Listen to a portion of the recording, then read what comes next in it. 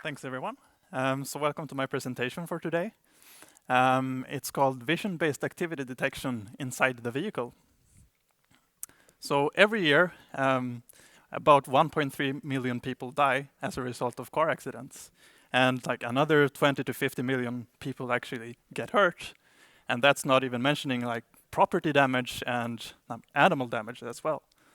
So this is kind of what we work with at SmartEye. We try to avoid these crashes from ever happening. So our main tool for avoiding this, or actually detecting driver distraction today, is called DMS, or Driver Monitoring System.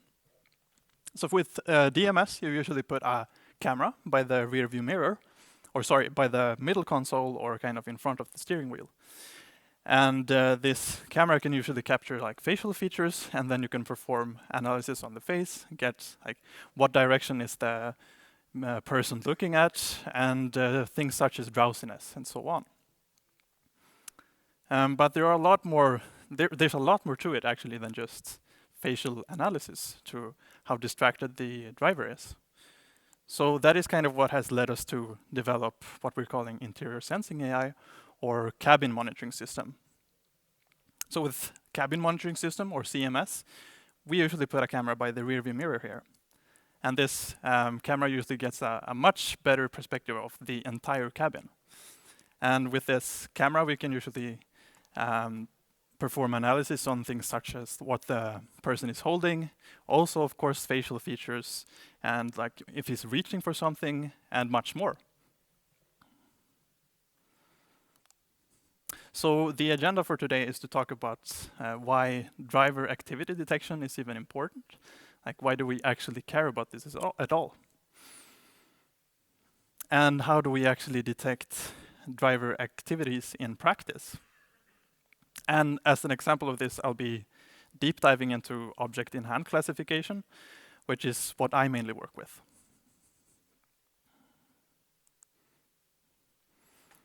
So as I said, like many road fatalities are actually caused by distracted drivers today. And there was this study conducted where they found out that in 90% of the cases where fatalities occur, or like crashes occur, there's some kind of an error from the driver.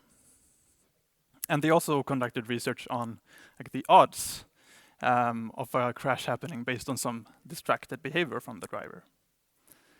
So what they found out was that, for example, like looking at the instrument cluster, that's more risky than actually engaging in climate control in the vehicle. What's even more risky is actually operating a handheld device. And things get even worse when you're actually like reaching for an object in the car. Like, that is as bad as actually fatigue or drowsiness in a car, and it's also as prevalent as drowsiness in crashes or near crash events. So of course, like gaze aversion, as we work with today in DMS, that's very critical, of course. But it's also the entire context in the car that matters a lot. So there are some examples here of like distraction that you can see in a car, such as using the phone, reaching for something, smoking, eating, and so on. And all of these we can capture with CMS today. So we usually like divide driver activities into 3 different categories at SmartEye. And the first one would be a visual component. As I talked about, this is captured very well with DMS today, and where you can kind of see where the eyes are gazing, or you're looking at what you're supposed to be looking at, and so on. And there's also the manual component. This is more about like if you're holding a steering wheel, or are you actually holding an object in your hand, or engaging with something else. And there's also a cognitive component. So this is about your mental state. Are you actually focused on what you should be focusing on? So if we actually take some examples here in the Venn diagram, an example of a cognitive task here would be just speaking on the phone while it's on speaker, or perhaps interacting with a passenger. So then you're actually focusing on actually driving the car, and also you're engaging with someone. And I actually find myself, when I'm driving, that if I have to communicate with someone during the time, it gets a lot harder to actually maneuver the car safely. Now, even worse would be kind of the intersection here between cognitive and manual tasks. So an example would be holding your cell phone and talking to someone while you're driving. So this actually influences how ready you are to take over the steering wheel in the event of a near crash event or something unexpected actually happening outside of the car. So that's also kind of useful for self-driving cars in the future and so on. You have to be able to kind of take over the steering wheel. And there's also the intersection here between like all of the tasks, manual, cognitive, and visual. And so that would be texting. And you can actually imagine that that's quite the risky behavior to be doing when you're driving. Then you actually have to look down at your cell phone, try to interact with someone, and kind of make a text to someone. So there's a lot of different tasks going on there.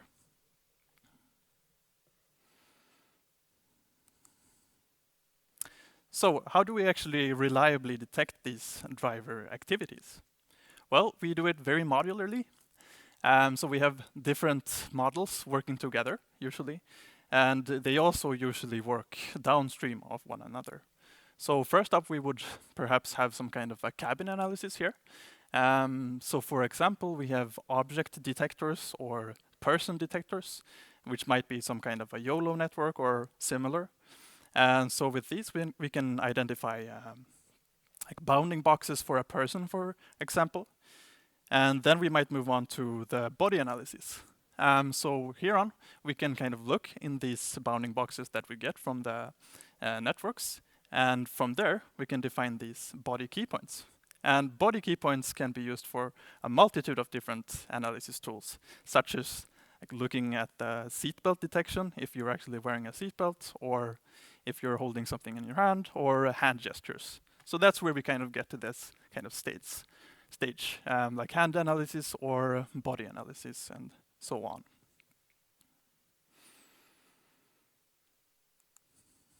So here's an example of a video. I'll be displaying it in a short amount of time. Here's me sitting in a model of a car. It's something that I just quickly whipped up in the office, actually. But here you can see that I have this bounding box around me, which is being detected by some network. From there, I also get the key points on my body. So I kind of define this skeleton on me.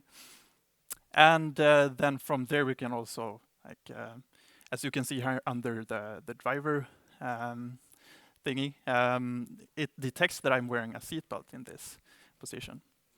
So when I start here, I'm also going to kind of bring up my cell phone at some point. And as you'll be seeing here, it's going to light up that I'm actually texting on this cell phone device. So that's how it can kind of look in a GUI version of our software. Now, if we dive into how object in hand works, as I said before, it's more than just a neural network. It's kind of 3 different neural networks working together. And the first step of actually detecting a hand would be, well, we use our body key points and sometimes also finger key points to actually define a bounding box around the hand. So then we get these 2 bounding boxes, as you can see here in the image. And in the next step, we would normalize these to some kind of a square input size, such as kind of 128 times 128 or something similar. After we've done that, we input this through a convolutional neural network or something similar, which would be the object in hand classifier. And then finally, we get some kind of a prediction here. And luckily, in this case, that would be the drink.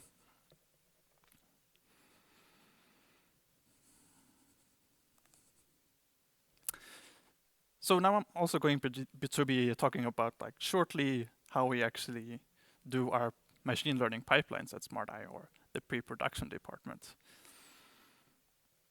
So the first stage would be planning. Here we just kind of define a test set, a design and an approach, maybe a rough sketch of a model and other details. From here, of course, we move on to data collection. And I'll be talking about this stage a bit more in the coming slide. Yeah, this is basically where we collect data. and then move on to data annotation if there is any need of it. We try to be kind of resource efficient and try to label as little as possible. I'll also be talking about that later. Now, after we've done that, we move on to model training, of course, and then system integration. And in this stage, it's actually important to test the final product, the entire system instead of just your classifier, because as I said before, it's a lot of different modules working together. And if I just test my classifier itself, we might see a bit of a drop, like if we compare TensorBoard sessions with maybe KPIs on the entire system.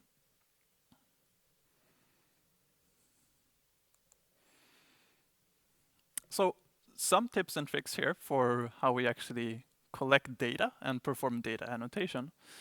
We often perform iterations of data collection.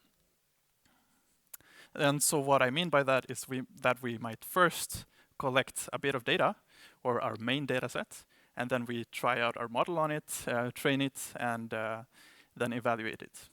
And then we might find out that it underperforms in a lot of edge cases, perhaps. So then after that, we would gather even more data in those edge cases, retrain our model, and kind of keep on doing that until we get a good final product. And also, we usually try to add maybe distractor objects or spoofing scenarios. So for example, we try to avoid correlations with, for example, like my cell phone and if I'm holding it to my face. So there might be a large bias to kind of face being identified as a cell phone because that's where you typically hold it. So how we might solve this is by having these spoofing scenarios where I might be pretending to hold a cell phone near to my face, but I'm actually not holding it. So it might kind of look pretty silly in these recordings that we're doing, but we find that it's quite helpful to do this. And then we also try to, of course, structure our data collection to be like resource efficient, and so that we don't have to like annotate every single frame.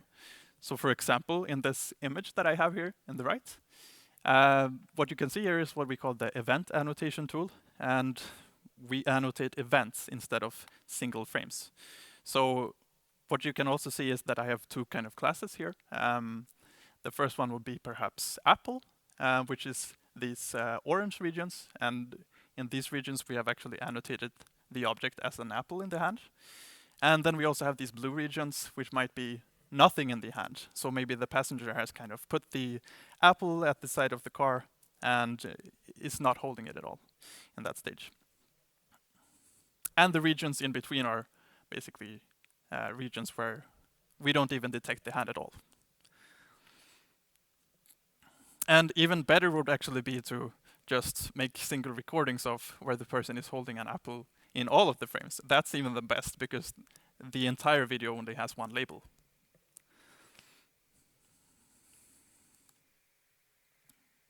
And also a bit of tips for training the model and integrating it to our system. We always try to think about the use case and what we actually run our models on. We have to think about that a lot. Because we run the models on these embedded environments, and we're kind of constrained by resources, basically. So in some cases, it might be that we can't perform some kind of a convolution, or perhaps we have to stick to one type of normalization, perhaps. So we have to definitely fine-tune our models to be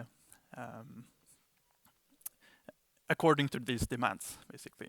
And it's also important for us to make them very small and to be very efficient, kind of. So they have to be both fast and very small in size. So it's a bit of a fun task to actually squeeze as much inference as possible from these models. And of course, it's always important to have like clean training data. And for example, with the object-in-hand classifier, it is downstream of two other models. So then we have to make sure that these two other models also perform well. So we have to get confidences from the upstream models. and then train on those examples, basically where the crops where we are sure that they are high quality. And as I talked about a bit before, is that it's important to focus on like the entire system here. And so not just our classifier KPIs, but instead the system level KPIs. So what I mean by that is we first integrate it into the entire system, and then after that we have to try it everything together. Because otherwise we might see a bit of a drop from the like tensor board sessions or whatever we used to kind of evaluate our models before. So that's very important.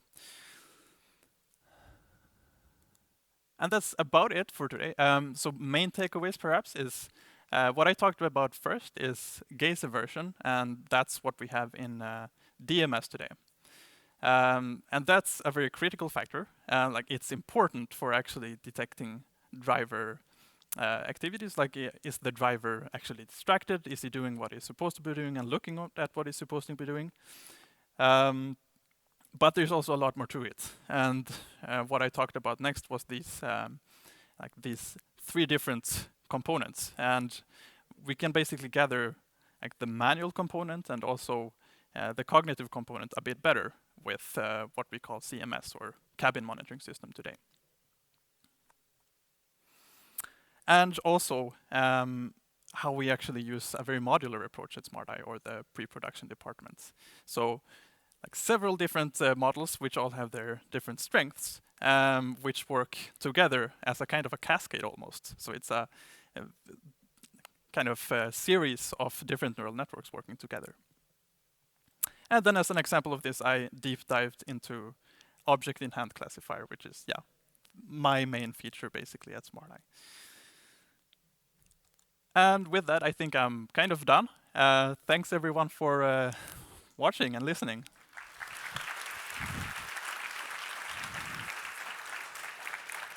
Fantastic talk. Thank you very much, Mattias. Do we have questions from the audience? Yes. Okay. That's sad. I had a couple, but well, let's see. Thank you for the presentation. It was great. Reminded me of some time ago when I worked on this.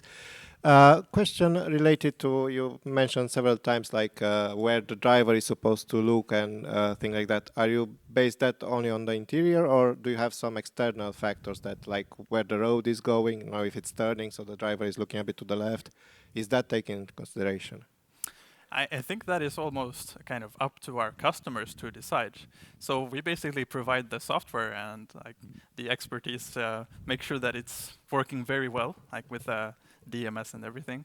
But then, like, we have lots of different customers, lots of different companies, which we sell our software to. So I think that it's basically up to them to use it how they see fit. Next question. Thanks for the presentation.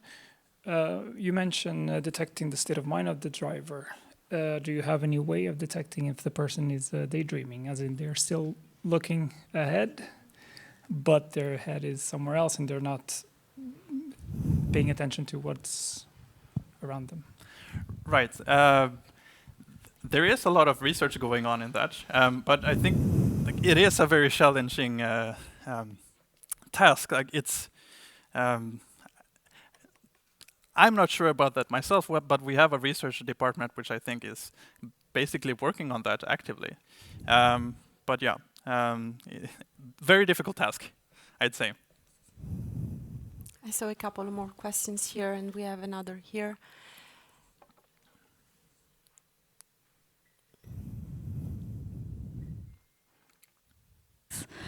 Where are you getting the data? Because you put on the examples a lot of pictures of yourself driving, but I'm guessing there needs to be more statistically represented to get a good model. Yeah, like we have several like parts of the. I think in the United States they do a bit of data collection, for example, in actual car environments. So we usually gather data in, like we have a team for that, and subjects which actually have to sit in a car and perform some movements perhaps and do some activities. And that's where we gather our data from. So we have different cars, actually real world scenarios instead of just a test buck as I sat in here. And a lot of different car models basically.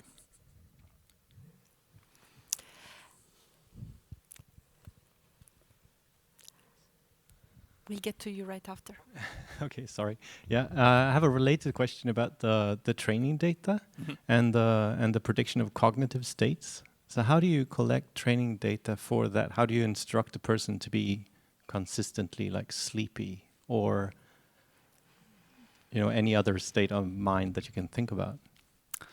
I'm not sure myself actually because I don't really work on that. But I would guess like if you have to make it safe, of course, for the person. So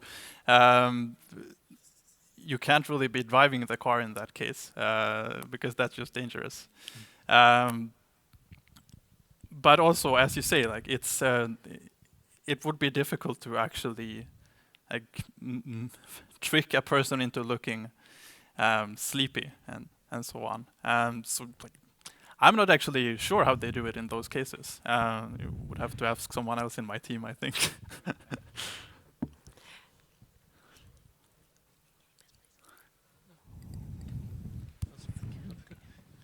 So, thank you very much for a very interesting talk.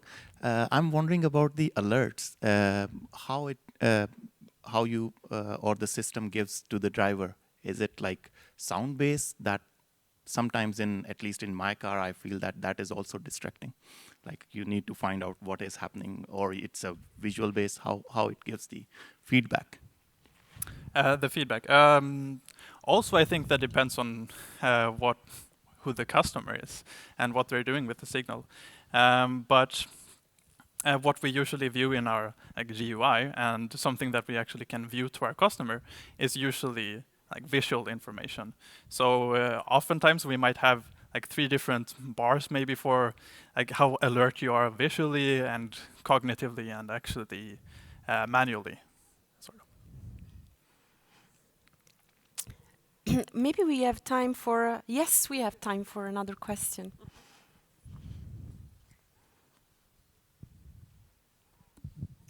Thank you. You mentioned that you have some requirements regarding the inference time for your models, and that is causing your models to force them to become smaller and smaller. Yeah. Does this mean that you foresee your need for collecting large amount of training data is going to fade away in the future, and you will need many smaller amount of data for these type of models, or you think that this need will keep on over the years? Sorry, maybe I didn't really catch your question. Could you repeat that? You mentioned that you will need small models Yep. to be able to catch up with the requirements for your inference system.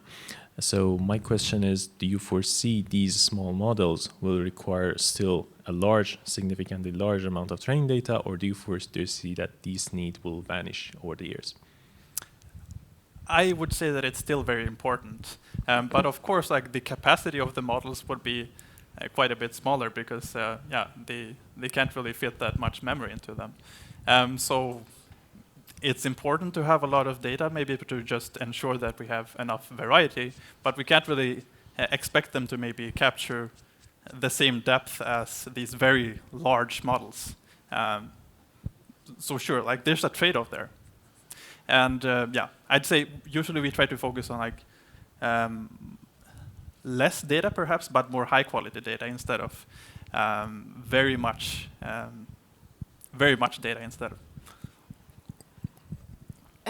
I have one closing question actually on this in this regard. So, is synthetic data out of the picture? Is it possible to generate successfully synthetic data in this domain? It is definitely possible, and we are working with that a lot in the company. And we do find out that, for example, when we run things such as DMS, it usually works very well also in these synthetic data. Those situations. So definitely, it's not out of the picture, and it's probably going to be used a lot more even in the future. Okay, Thank you very much.